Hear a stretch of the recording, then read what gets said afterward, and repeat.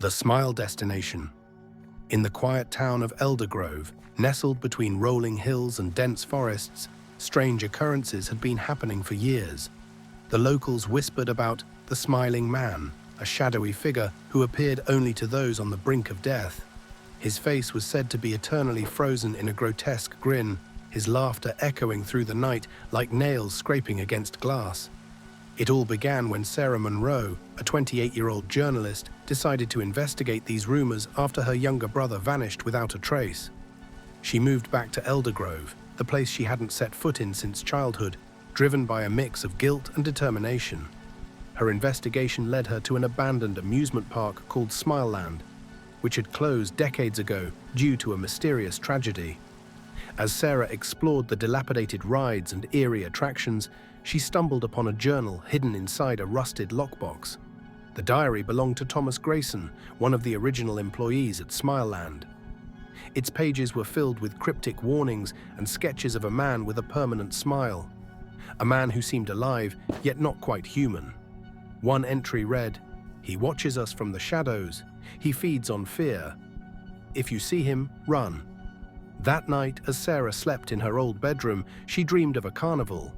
A carousel spun wildly out of control, its painted horses screeching metallic screams.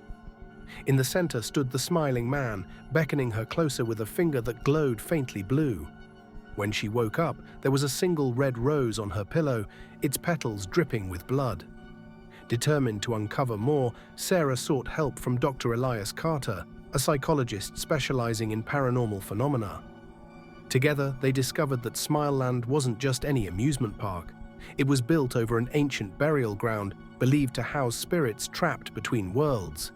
These entities manipulated people's fears, luring them into their domain through vivid hallucinations. But things took a darker turn when Sarah started seeing visions herself.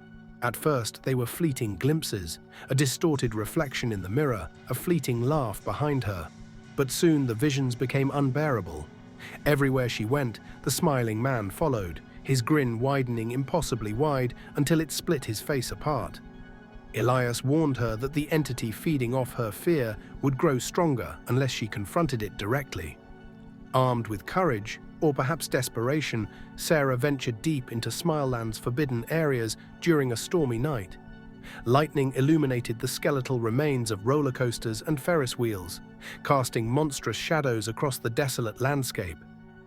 Inside the main pavilion, she found what looked like a portal, a swirling vortex of light and darkness. As she approached, the Smiling Man emerged, towering above her with eyes glowing like molten gold. "You can't escape me," he hissed, his voice reverberating like thunder. "Fear fuels my existence."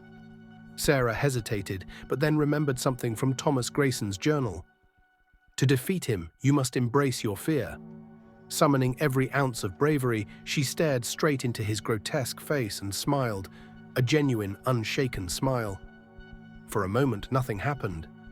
Then the Smiling Man let out an ear-splitting scream as if her defiance shattered his power.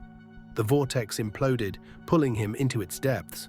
As the storm subsided, Sarah collapsed onto the wet ground, exhausted but alive. Or so she thought. When she returned home, she noticed something peculiar in the mirror. Her reflection still wore the same smile.